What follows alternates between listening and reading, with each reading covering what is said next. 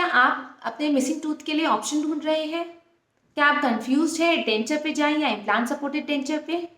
तो देखिए ये वीडियो।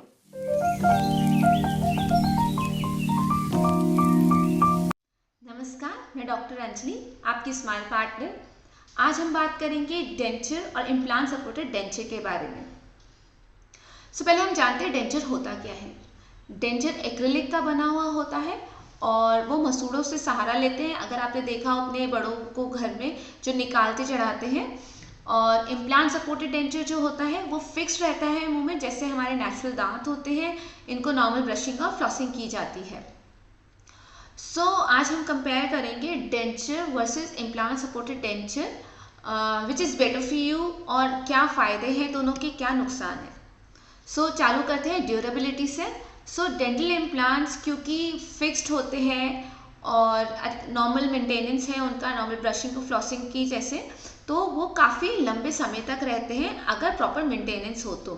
वहीं डेंचर को आपको 8 साल में रिप्लेस करना होता है अगर हम बुक्स के अकॉर्डिंग जाए। लोग बहुत सालों तक उसे पहनते हैं लेकिन उस वक्त वो उनकी कोई हेल्प नहीं कर रहे होते क्योंकि उन्होंने खाली मसूड़ों से सहारा लिया हुआ होता है।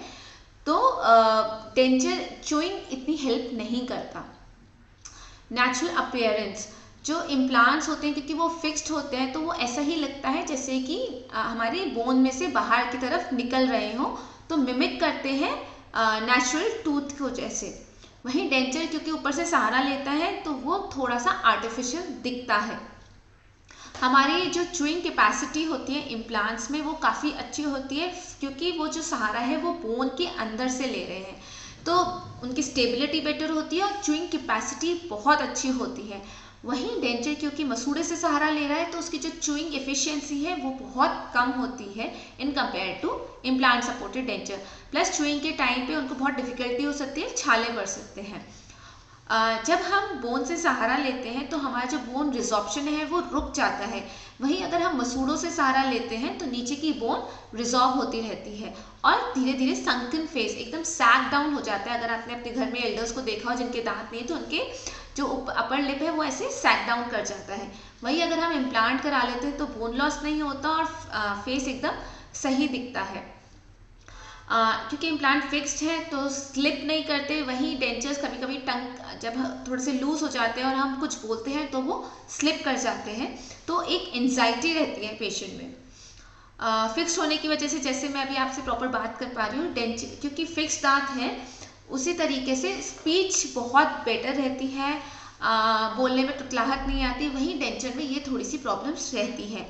ओरल हाइजीन बेटर हो जाती है। अगर आप डेंचर को निकाल के क्लीन नहीं करेंगे तो धीरे धीरे उसमें गंदगी जमा होती रहेगी, फंगल प्रॉब्लम्स आ सकती है।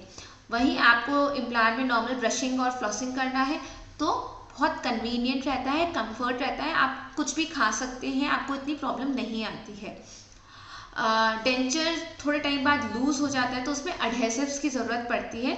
वहीं इम्प्लांट क्योंकि फिक्स है तो उसमें किसी चीज़ की ज़रूरत नहीं पड़ती। हाँ, प्रॉपर मेंटेनेंस 6 मंथ का आपको डॉक्टर के पास रिकॉल जाना चाहिए, जिससे जैसे कि हम नेचुरल दांतों का केयर करते हैं वैसे ही इम्प्लांट्स का केयर करना चाहिए। बिकॉज फिक्स्ड है तो हमारा जो सेल्फ कॉन्फिडेंस है वो बहुत बूस्टअप हो जाता है और पब्लिक स्पीकिंग में प्रॉब्लम नहीं आती। वहीं डेंचर में हमें एक डर रहता है कि कहीं वो निकल के बाहर ना गिर जाए। दोनों ही डेंचर और इम्प्लांट सपोर्टेड डेंचर एक या एक से ज़्यादा टूथ को रिप्लेस करने में काम आता है। पर डेंचर जब हम एक या दो दांतों को रिप्लेस करते हैं तो उसमें एक वायर आती है जो कि फूड लॉजमेंट करता है, खाने को फंसाता है, तो इससे जो बाकी दांतों की हेल्थ है उस पर बुरा प्रभाव पड़ता है।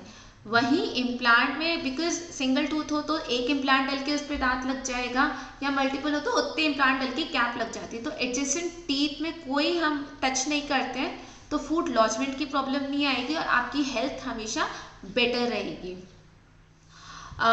क्योंकि इम्प्लांट्स है तो कैविटीज़ का डर नहीं है, डेंचर में भी कैविटीज़ का डर नहीं है, लेकिन क्योंकि वो निकालने चढ़ाने वाला है तो गम्स में इन्फ्लेमेशन के चांसेस बहुत रहते हैं जिसका हमें ध्यान रखना चाहिए। कभी कभी हमें लगता है कि डेंटल इम्प्लांट्स तो कॉस्टली होंगे, लेकिन अगर हम कॉस्ट की बात करें तो जो भी बेस्ट चीज़ें आती हैं हमारी लाइफ में they come with a price.